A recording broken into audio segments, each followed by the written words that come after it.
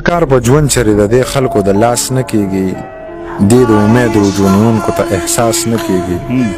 دوی که روجي نه وي خو بس یوې مزیلی نه وي چې ماښام ښه بلا خوراک وکړه مدیلی نه وي. یی بوډا پلار راپاسه، یی بوډۍ مور راپاسه، سحر وده شي روژه ماتې لی په زور راپاسه. یی بوډا پلار راپاسه، یی بوډۍ مور راپاسه، سحر وده شي روژه ماتې لی په زور راپاسه. که روژه دا وي په څاروو درله روجي نیومه، په دې کچرو او په دې خرو درله روجي نیومه.